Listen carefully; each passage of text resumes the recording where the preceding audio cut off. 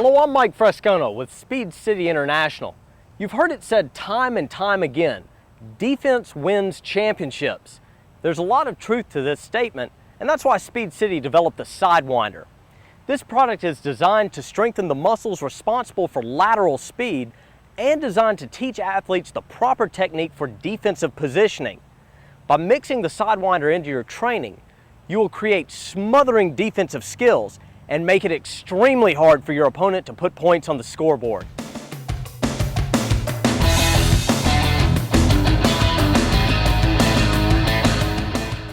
Through the course of this video, you will see 25 drills that can be performed using the Sidewinder from Speed City.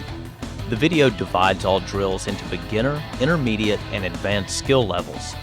All the drills in beginner section should be mastered before moving on to the intermediate section, and all the intermediate level drills should be mastered before moving on to the advanced level drills. However, even when you begin performing advanced level drills, you will need to stay proficient at the lower level drills. These lower level drills can always be mixed into your workouts for when you need a little bit of rest or when you are performing some light maintenance training during off weeks in the middle of your season of competition.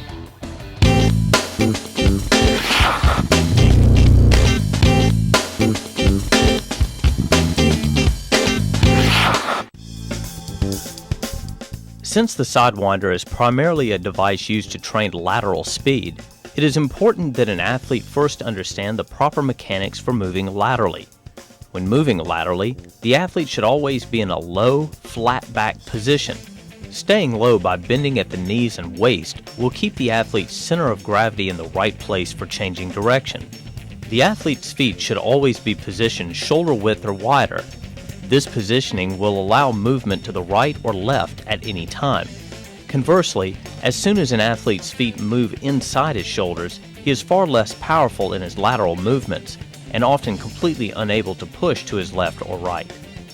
As an athlete moves laterally, the trail foot pushes against the ground and the lead foot pulls against the ground. This combination of these two motions results in the quickest, most efficient lateral movement. Also notice that proper lateral movement requires that one foot always be kept on the ground. As long as one foot is in contact with the ground, the athlete can redirect his movement. If an athlete begins hopping in his lateral movement, then there will be times that the athlete's body is completely airborne and thus helpless in reacting to subsequent changes in movement by his opponent.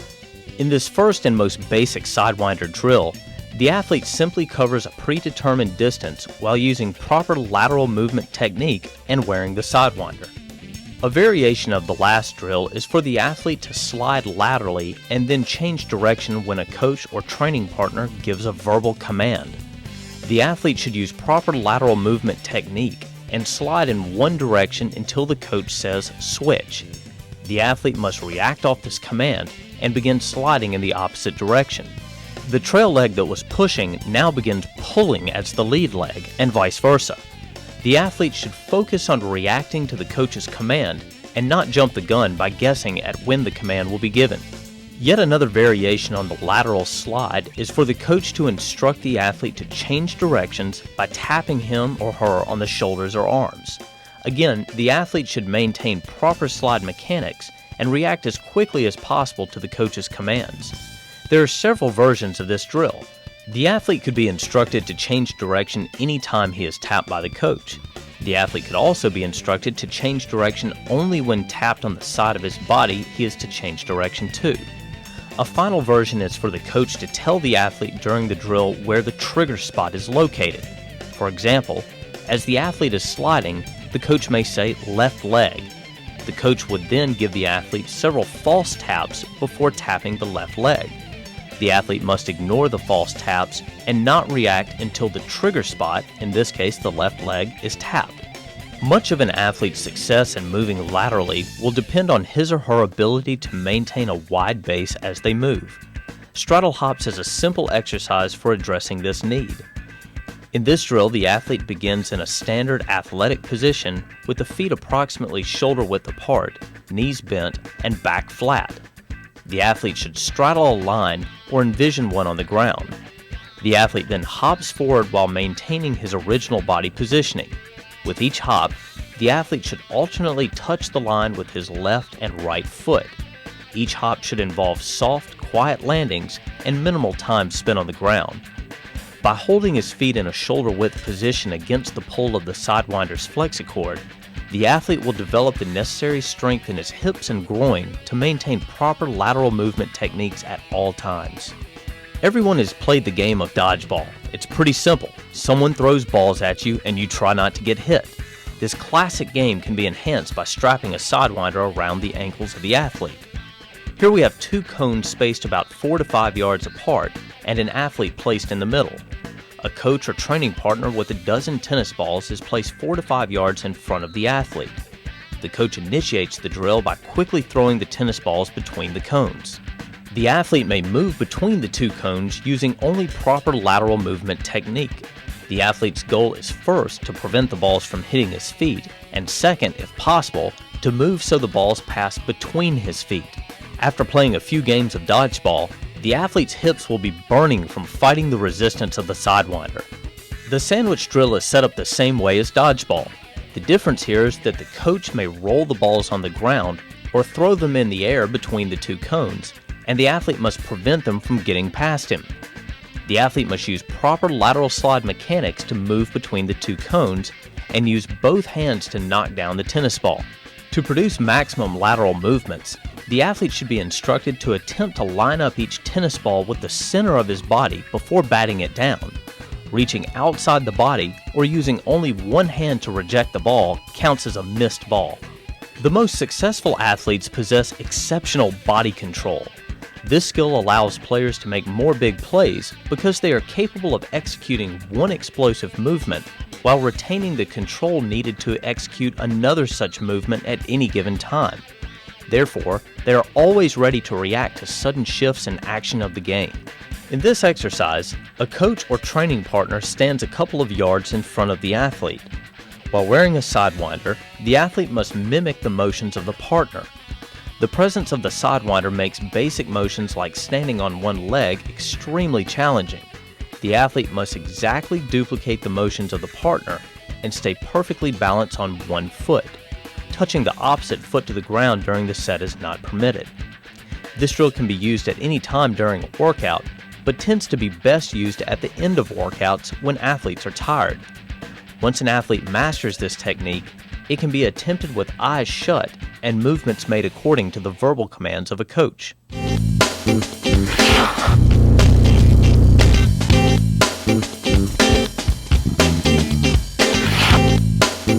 W slides are designed to combine lateral movement and change of direction. This drill is set up by placing a series of cones in a W configuration with 3 to 4 yards of separation between each cone. The athlete begins at the first cone in the series and slides laterally around each of the cones. The goal is for the athlete to maintain proper push-pull lateral mechanics and to change direction as quickly as possible at each cone. The formation of the cones also requires that the athlete pivot off the plant foot at each cone and snap his or her hips and shoulders around in line with the next cone. After the athlete has performed a set of W slides, it is recommended that the Sidewinder be removed and a free set of W slides be performed.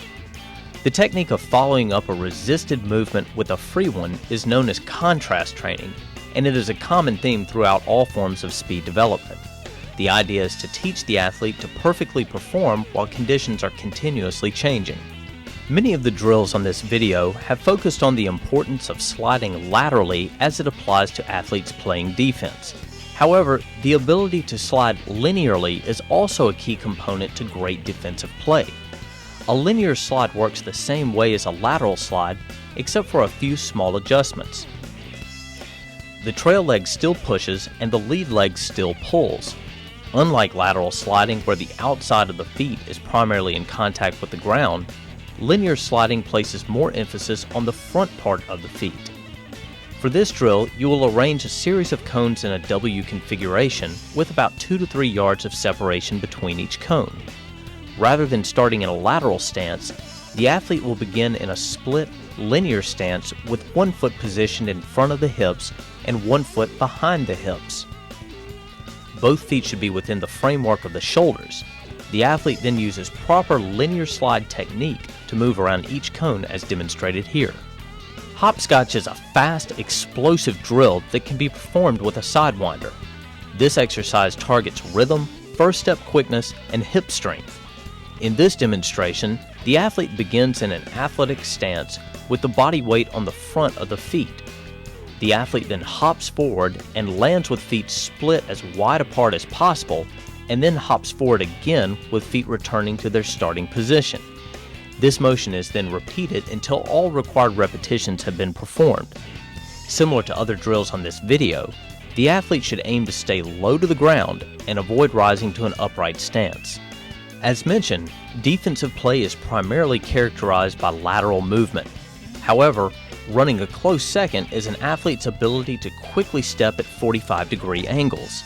Oftentimes, it is a quick first step that puts an athlete in a position to slide laterally and mirror the movements of an offensive player. Front stabs isolate the 45-degree step. The athlete should begin in an athletic position with knees bent, shoulders over the knees, back flat, and weight on the balls of the feet. Each step should be 2 to 3 feet in length and at a 45-degree angle. The athlete must make each lead step as quick and as powerful as possible to overcome the resistance of the Sidewinder. Once the lead foot has come back into contact with the ground, the trail leg then snaps beside the lead leg to put the athlete back in the starting position. The athlete then repeats the motion in the other direction with each leg reversing in its respective role. Because the Sidewinder is a device that overloads the lower body with resistance and assistance, it is important that a contrasting free repetition be performed next. Performed the same way as the last drill, double front stabs simply add an extra step to the movement and require the athlete to cover more ground. A great twist is to have a coach or training partner verbally command the athlete to switch between the motions of front stabs and double front stabs during a repetition. Back stabs are performed the same way as front stabs, except that the athlete moves in reverse. This version of the drill also requires more hip movement than front stabs. Here, each step also involves the athlete quickly and fluidly opening his or her hips and shoulders in the direction of each step. This type movement mimics a defensive athlete who is giving a little ground before digging back in to slide and mirror the advancing offensive player. Backstabs can also have an extra step added to create double backstabs. Again, an excellent technique is to have a coach or training partner command the athlete to switch back and forth between the motions of backstabs and double backstabs during a set. Such a technique teaches athletes to adopt proper lateral defensive positioning as second nature while they focus on the separate task of reacting to the commands of the coach. Lateral movement doesn't always happen in straight lines. Sometimes the athlete has to slide through a curved pathway in order to stay with an offensive player. Circle slides duplicate this movement. This drill is set up by using cones to construct a circle that is 4 to 5 yards wide. The athlete then picks a point on the circle as the starting line, faces towards the circle, and then uses lateral slide technique to move around the circle's perimeter in as little time as possible. To facilitate speed of movement, the athlete should stay low to the ground and as close as possible to the circle's boundaries. A variation on circle slides is figure 8 slides. This drill begins by using cones to construct 2 circles that are 2 to 3 yards wide. The athlete begins at the top of one of the circles and faces towards its center. The athlete then uses lateral slide mechanics to navigate the outside of the first circle. At the intersection of the 2 circles, the athlete transitions from facing the center of the first circle to facing away from the center of the second circle. The unique transition made at the intersection is the most important part of the drill, and the athlete should be especially focused on making it smooth and fluid. Also, because of the tighter pathways used in this drill as compared to the last, the athlete's lateral strides tend to be slightly shorter and quicker. The crisscross box drill is excellent for training lateral movement in a variety of directions. Here, cones are used to construct a box that is 3 to 4 yards wide. The athlete begins at the top right cone. Using proper lateral slide mechanics, the athlete slides to the inside of the bottom left cone, loops this cone, and slides around the bottom of the bottom right cone. The athlete then opens his hips 45 degrees in reverse and slides back to the inside of the top left cone, loops this cone, and finishes in his original starting position. The combination of numerous straightaways, direction changes, and repositioning of the hips makes this a unique exercise. Once again, repetitions utilizing the Sidewinder should be followed up by free repetitions so the athlete's body can adjust back to normal game conditions.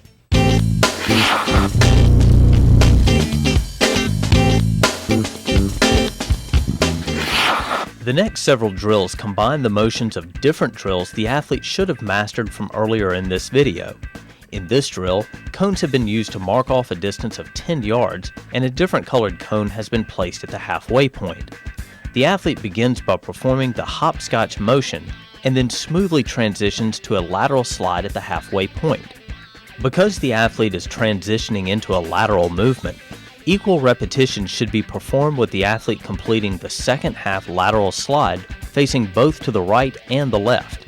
Similar to the last drill, the athlete may be required to switch from a hopscotch motion into a stabbing motion.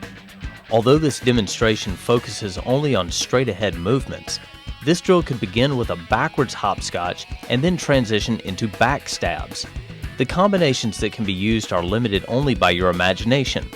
One of the goals of this video is to help you develop the mindset to create new drills on your own. When you find a movement or combination of movements that makes sense to your particular needs, do not hesitate to immediately incorporate it into your Sidewinder workout. Another twist to these combination drills is to add an element of reaction. Here the athlete reacts off the hand signals of his training partner. The athlete begins with a hopscotch motion and then switches to a lateral slide when his partner raises one arm.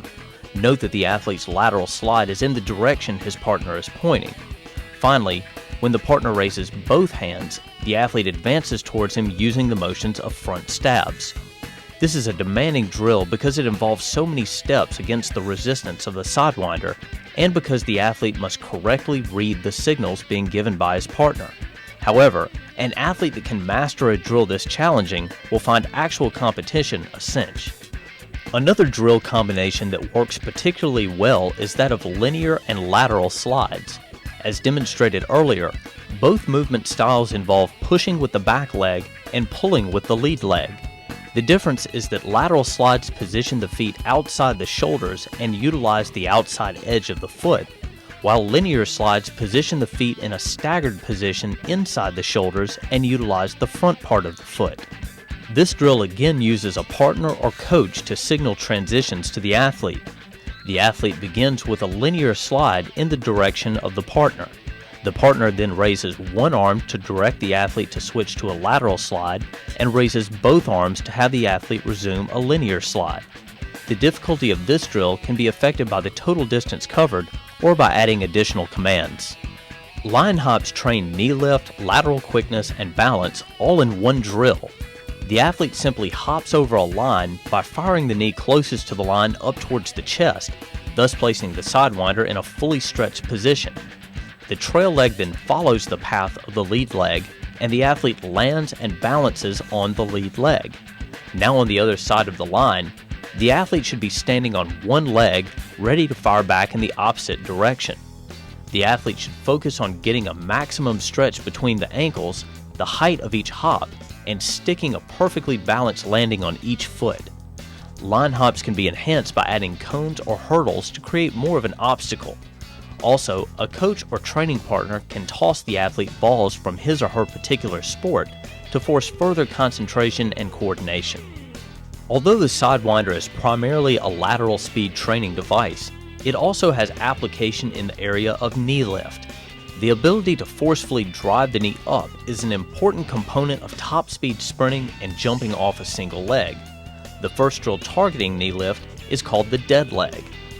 Dead leg is an excellent drill for teaching correct mechanics for top speed sprinting. This drill emphasizes knee lift, posture, and rhythm. The athlete begins with feet slightly staggered and then quickly lifts the knee of the front leg to about waist level. In the up position, the thigh should be parallel with the ground, the knee at a 90-degree bend, and the foot in a cocked dorsiflex position. The foot is then returned to the ground and the trail leg is moved forward. The drill gets its name because the trail leg remains in a locked or dead position where the knee does not bend and only the pop of the foot pushes the body forward. This drill can be enhanced by adding cones or mini hurdles for the athlete to step over. Kangaroo skips involve exaggerating a basic skip into an explosive high-flying movement. By focusing on the upward drive of the knee, the athlete will rise higher off the ground and cover more distance with each skip. Adding a sidewinder to this movement places resistance on the muscles responsible for the upward thrust of the knee, primarily the lower abdominals and the hip flexors. When performing this exercise, the athlete should concentrate on maintaining a straight line from the heel of the takeoff leg all the way to the top of the head. Such posture is a critical component to top speed sprint technique and maximum single leg jumping. Similar to other drills on this video, once the athlete has completed a set of kangaroo skips with the sidewinder, it should be removed and quickly followed by a free set of kangaroo skips. Bounding is similar to kangaroo skips in that the upward thrust of the knee is the primary driving force behind the motion. Bounding involves exploding off one leg, driving the opposite knee upward and outward, and then landing on the lead leg. During bounding drills, the athlete should aim to hang in the air and cover as much ground as possible. The athlete should focus on exploding through the resistance of the sidewinder with each bound. After the assigned number of bounds has been performed, a cone should be used to mark the total distance. The athlete should then try to exceed this mark with an equal number of bounds on the next repetition. After bounds with the sidewinder have been completed, the athlete should follow up with a set of free bounds. The athlete should attempt to use one less free bound to reach or beat the distance covered by his sets of bounds using the sidewinder.